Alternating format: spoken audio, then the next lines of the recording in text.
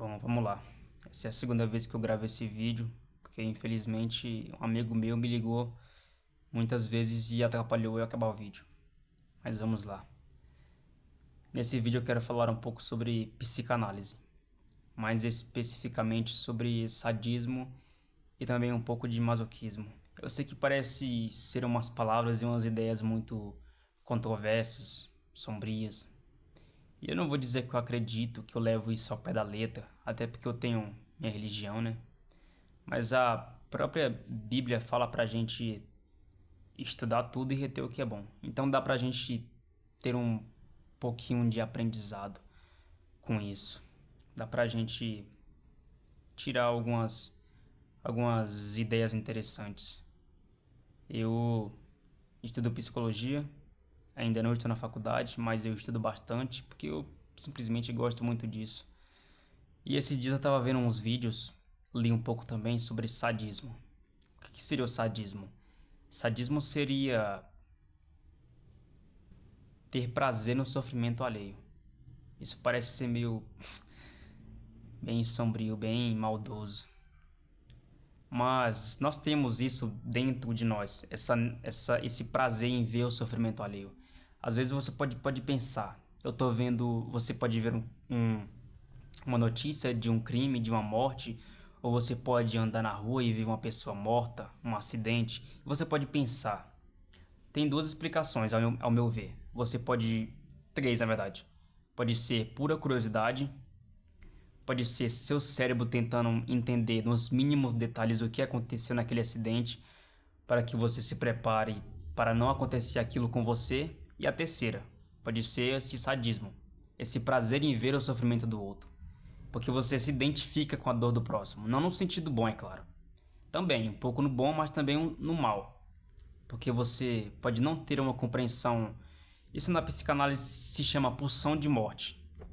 Tem a pulsão de morte e a pulsão de vida. A pulsão de vida se chama Eros e a pulsão de morte se chama Thanatos.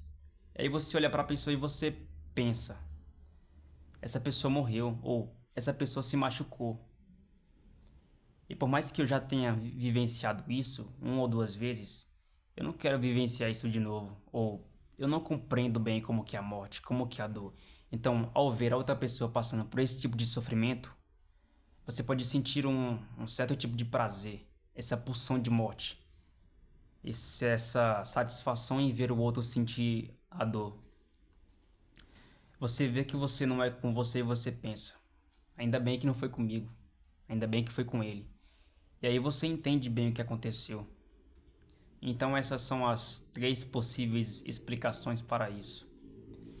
Mas isso, esse sadismo está presente na gente. A gente não pode negar que existe um lado obscuro dentro de nós.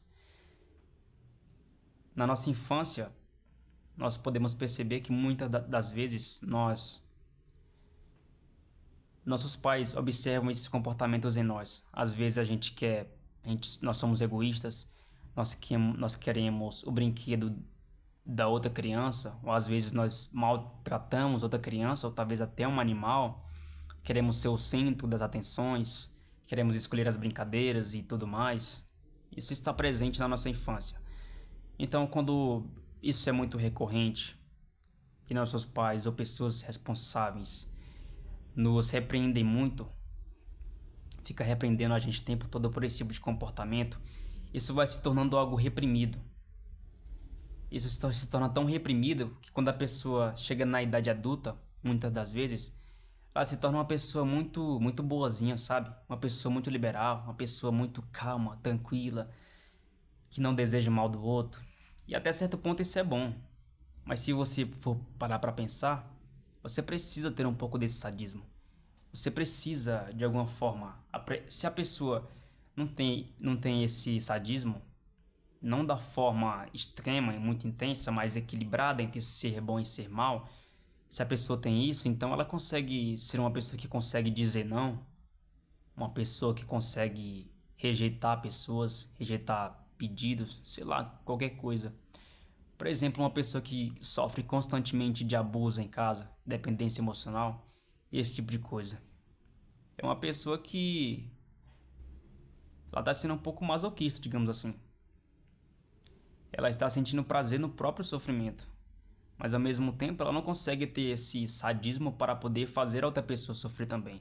Ela não consegue dizer não para essa pessoa. Ela não consegue se desapegar desse relacionamento. Esse seria o sadismo saudável, seria dizer não para essas coisas, seria rejeitar esse tipo de comportamento vindo da outra pessoa que nos prejudica. E esse seria o masoquismo, seria esse prazer em sentir essa dor do sofrimento, essa dor emocional, seja essa dor física em apanhar de um cônjuge ou um parceiro, sei lá, algo do tipo. Então, nós temos esse impulso, essa pulsão dentro da gente, talvez de uma forma muito reprimida. Mas se a gente consegue colocar isso para fora, equilibrando bem, a gente consegue ter uma vida mais saudável. A gente tem que saber regular bem isso. Então não é sobre ser bonzinho o tempo todo e também não é sobre ser um cara muito mau, ser um cara muito cruel. É simplesmente saber regular bem isso. Então, isso é o que eu queria trazer. Se alguém quiser, eu posso até trazer um pouco, aprofundar um pouco mais nisso e também trazer os conceitos de arquétipos, principalmente o arquétipo da sombra, que também tem muito a ver com isso, que é o arquétipo da sombra que Carl Jung fala um pouco sobre isso. Não um pouco assim, ele meio que é o cara que vai trazer essa teoria, né, desses arquétipos, o arquétipo da sombra, que é um cara que talvez você não saibam, mas ele era meio que um discípulo de Freud, mas ele rompeu com Freud e acabou fundando a sua própria teoria, a sua própria abordagem da psicologia. Então é isso. Se vocês quiserem mais vídeos sobre isso, aprofundar mais, só deixa aí nos comentários. Falou.